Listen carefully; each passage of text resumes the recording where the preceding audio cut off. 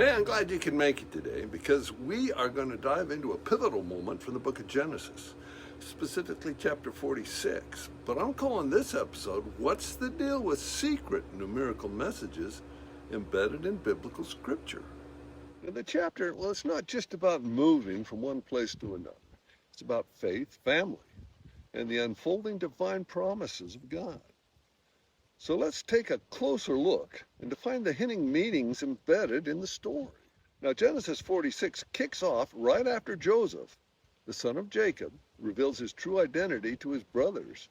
After years of separation and hardship, there's finally a glimmer of hope. Joseph urges his brothers to bring their father Jacob, also known as Israel, to Egypt. Now, Genesis 46, 1 through 4. So Israel set out with all that was his. And when he reached Beersheba, he offered sacrifices to the God of Isaac. And God spoke to Israel in a vision at night and said, Jacob, Jacob. Here I am, he replied. I am God, the God of your father. And he said, do not be afraid to go down into Egypt, for I will make you into a great nation there. And I will go to Egypt with you, and I will surely bring you back again. And Joseph's own hand will close your eyes. Now, this is a significant moment because Jacob wants to make sure that his major life decisions aligns with God's will. Now, think back to Genesis 12, where Abraham once fled to Egypt to escape famine. Now it's the opposite. God is instructing Jacob to embrace Egypt as part of his plan for Jacob's family. It's a moment that ties into God's earlier promises to Jacob about his descendants becoming a significant nation. Now, this isn't just a formality. It serves a deeper purpose. First, it confirms that the 12 tribes of Israel will emerge. And second, it highlights the unity of Jacob's family as they embark on this new chapter of their history. Interesting, 70 descendants are mentioned. The number 70 is frequently used in the Bible to represent complete or comprehensive groups, suggesting a sense of fullness and a divinely ordained beginning. Now, this 70 represents the foundation of the Israelite nation. It's remarkable how these numbers tie into their identity in the Bible. The number 70 appears at least 60 times and is considered to be a sacred number.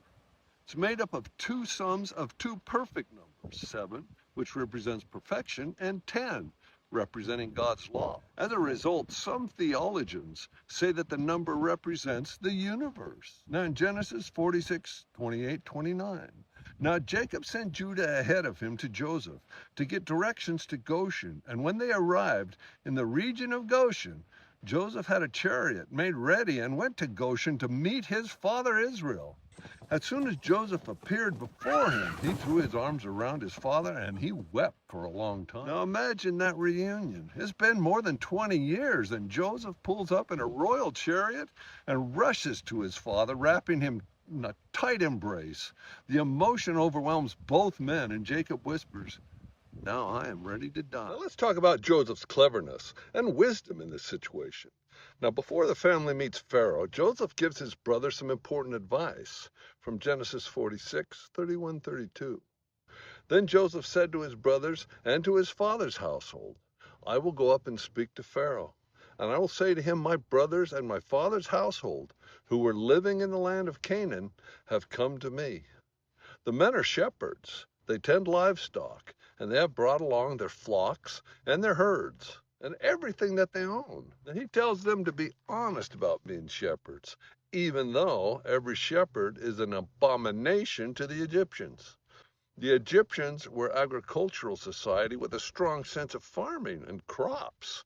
They all considered sheep unclean and therefore detested shepherds. Egyptians are disgusted with shepherds, so why does he do that? Well, his honesty ensures that Pharaoh will settle them in Goshen because it separates them from the rest of the Egyptian society.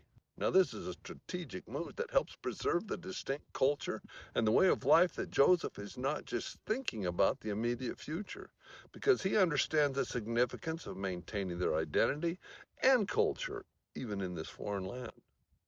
Now, this chapter is packed with themes. First, we see faith in transition. Jacob doesn't make major moves without consulting God first, showing the importance of seeking divine guidance.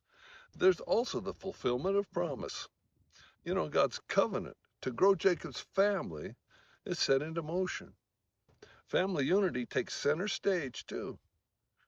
And the whole clan sticks together throughout the journey, emphasizing their bond. And lastly, Joseph embodies wisdom and a keen sense of identity, ensuring that the family remains distinct, even in Egypt. So here's the deal in Genesis 46. This isn't just a travelogue or a genealogy.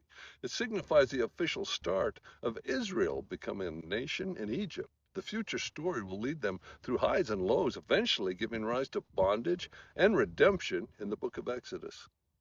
Here, the intersection of personal reunion and divine destiny creates a beautiful tapestry of faith and family.